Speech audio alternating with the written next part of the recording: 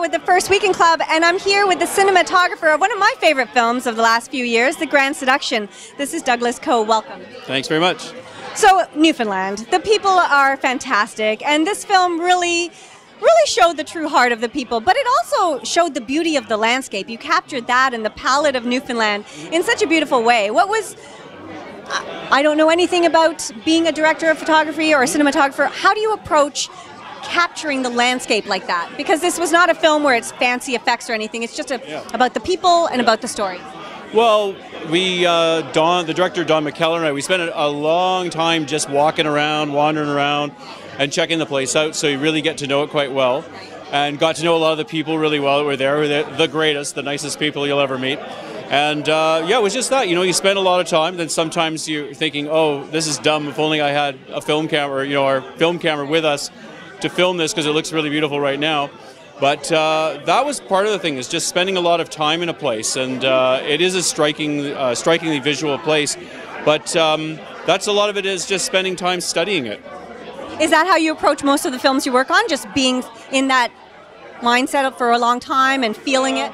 Yeah, I think so, as much as possible. Sometimes you can't get access to places that you're going to be filming in, but in advance. But if you can, I find it makes a big difference, because the more time you spend there, you start to notice things you may not have noticed initially and things like that. But, yeah. And also, how does it affect, because you shot a lot of this on location, primarily on location, I would think, right? So how is it different approaching a film that's shot on location versus one that's shot in studios? Yeah. Well, I guess in studio, what's funny is because it's expensive when they build things, they become very conscious of what it is that you're going to see, because they don't want to build more set than they have to. So a lot of the times there's no ceilings on room sets that they're building, or only partial ceilings. So it also makes it hard to change your mind and be spontaneous, because you may say, oh, this would be really interesting to do some low shot, but there's actually no set piece there. So that doesn't work out. So that's the main difference. That you're forced to commit to a lot of things, and when you shoot in a real location, it is what it is, so everything's kind of fair game, usually. Well, that's the big difference. And is this something you always knew you wanted to get into? Oh, actually, yeah. Well, I was lucky. I figured it out pretty early, because we made films in high school. And way back when I was in high school, it was Super 8, and we had no sound. We had really no way to do synchronous sound. And it was all very crude, and we cut the Super 8 film up and everything. And I just really got into it, and I didn't think that you could make a living at this unless you lived in LA. When I was a teenager, that's what I thought.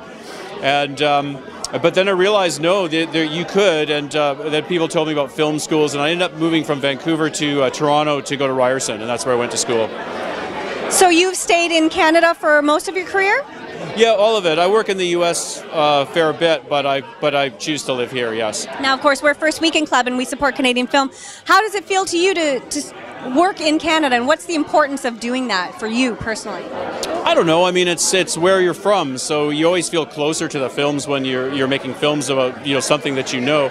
I mean, having said that, I have no problem with shooting films in other cultures and other countries. That would be really interesting to see that with a different eye, but it is interesting when you're doing a place, like especially in Toronto, it's just changing all the time. And so, for instance, on a recent project, we really had fun with the really playing up the idea of its sort of condo planet, and so that in itself became a really neat visual thing to sort of explore. And it's something when it's your hometown, you sort of really feel for it, so we really sort of had fun with it. Well, let's imagine we're talking to a audience of wannabe cinematographers. What's the one piece of advice you'd give to them? Whoa. Put you on the spot here.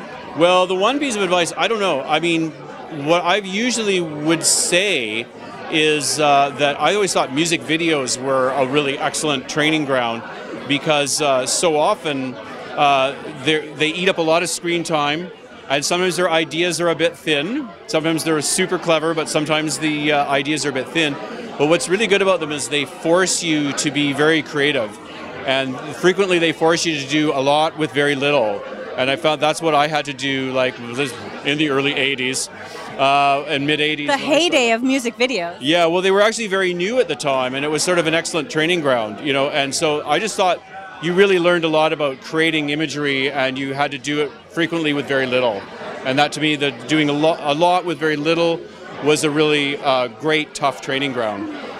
And probably even easier now with technology moving the way it is. Oh yeah, it's so different now. I can't believe it. I mean, you can.